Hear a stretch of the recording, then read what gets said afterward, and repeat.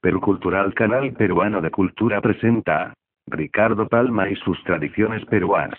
Tradición titulada Un pronóstico cumplido. Crónica de los virreyes Marqués de Cañete y Conde de Nieva I.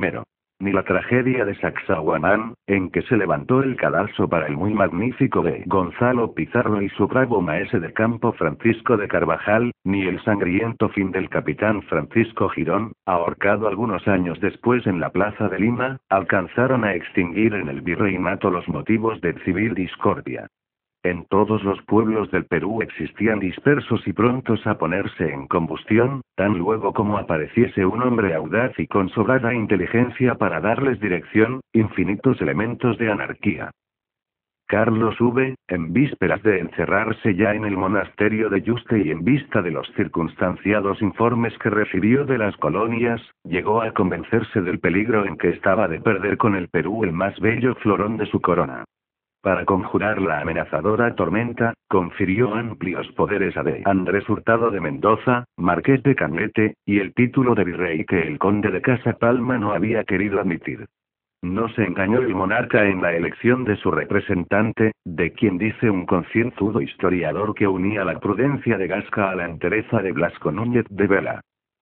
Antes de hacer su entrada en Lima, entrada que se verificó con solemnidad no vista hasta entonces, pasó el Marqués de Cañete un oficio al Cabildo, en el cual daba a sus miembros el tratamiento de nobles señores. Su antecesor el débil de Antonio de Mendoza los había acostumbrado al título de muy nobles señores. Alguna agitación produjo el oficio entre los cabildantes, azuzándola a los tenientes de la rebeldía de Girón, que persistían en traer revuelto al país. Uno de los sempiternos bochincheros, Martín de Robles, dijo en pleno cabildo: que venga el señor virrey, que ya le enseñaremos a tener crianza. Y en efecto, llegó el virrey, y su primer paso fue cortar por lo sano mandando matar a todos los trastornadores, inclusive Robles, dándosele un bledo del indulto que les había acordado la Real Audiencia por sus pasados extravíos. Estos actos de severa justicia y la sagacidad con que supo atraerse al Inca de Cristóbal Sairi Tupac, heredero del imperio de Atahualpa y que desde la sierra mantenía en alarma a los españoles, pusieron a raya a los turbulentos, y de Andrés pudo consagrarse con tranquilidad a la organización del virreinato. Cuentan que convidado de Cristóbal a un banquete que en obsequio suyo dio el arzobispo, tomó entre los dedos una hilacha del fleco del mantel y dijo, aludiendo a que solo se le había dejado el cacicazgo de Urubamba: todo el mantel fue mío, y hoy apenas si es mía esta hilachita. Datan de esta época las fundaciones de la villa de Cañete y de la ciudad de Cuenca. Por entonces se ensayó desaguar la célebre laguna de Urcos con el propósito de extraer de ella la cadena de oro del Inca. Se trajeron del Cuzco las momias de varios monarcas, a las que se enterró en un patio del Hospital de San Andrés, y se celebraron con mucha pompa en toda América los funerales del emperador Carlos V. Pero el Marqués de Cañete, a quien tanto debía su soberano, confiaba demasiado en el reconocimiento de Felipe II. Los enemigos que por llenar su misión se había creado eran numerosos e influyentes en la corte, y alcanzaron del ingrato monarca que de Andrés fuese relevado desairosamente. El rey no tuvo en cuenta sus servicios ni los de su hijo de García, que tan bizarramente había vengado en Chile a Pedro de Valdivia, sacrificado por los araucanos, y nombró virrey del Perú al conde de Nieva don Diego López de Zúñiga y Velasco. Era este el hombre con menos dotes de mando que podía encontrarse. Apenas llegado a Panamá, principió a difamar al anciano marqués y a constituirse en eco de las acusaciones de los descontentos. Hurtado de Mendoza se había anticipado a enviar un emisario que lo recibiese en el Istmo, y cuentan que entre los dos solo se cambiaron estas palabras. El Marqués de Cañete me manda cerca de para. El conde de Nieva no dejó continuar su arenga al emisario. Pues, montando en ira, le interrumpió. Entienda, señor capitán, que aquí no hay más excelencia que yo, y que el sabio del marqués tiene que adueñarse desde hoy, si le place, del tratamiento de señoría. Y andad y decid a vuestro amo que así lo tenga por sabido. El emisario regresó inmediatamente a Lima, mientras el nuevo virrey se detenía visitando algunos pueblos del norte. Verdad inconcusa es que hasta en el cielo se da importancia a lisonjeros tratamientos. El cristiano que en la gloria eterna aspire a hacerse simpático tiene que empezar por aplaudir con más entusiasmo que en el teatro los gorgoritos de los serafines, y no tropezar con San José sin dar un par de ósculos bien sonados a la varilla de azucenas que en la mano lleva. A cada santo ha de hacerle respetuosa genuflexión, añadiendo la obligada frase de: beso a su merced los pies. Por supuesto, que no ha de dirigir la palabra a la Madre de Dios sin llamarla antes Turrise Burnea y Reginali. Y guay de él. Si no exclama por 3 veces al encontrarse con el Padre Eterno: Santus. Santus. Santus.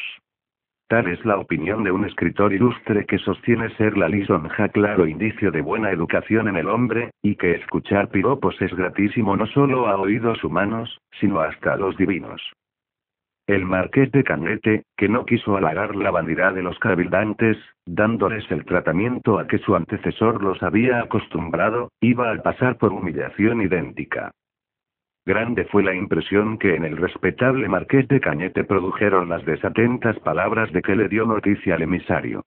Su orgullo nobiliario estaba herido cruelmente. En el acto cayó enfermo, para morir pocos días antes de que entrase en Lima su sucesor, y en el delirio de la fiebre exclamaba sin cesar: Nieva. Tendrás mala muerte. El cómo se realizó la profecía del febricitante marqués es lo que verá el lector en el siguiente capítulo. Y el gobierno de Diego López de Zúñiga y Velasco, conde de Nieva y señor de las villas de Arnedo, Cerezos y Arenzanas, no excedió de 3 años, y habría pasado sin dejar la menor huella en la historia, sin el misterioso y romancesco fin que cupo a este virrey. Encontró el país como una balsa de aceite, merced a las fatigas y timo de su antecesor, y gobernó como quien trata solo de llenar el expediente. Más que en la administración, pensó en fiestas y galanteos.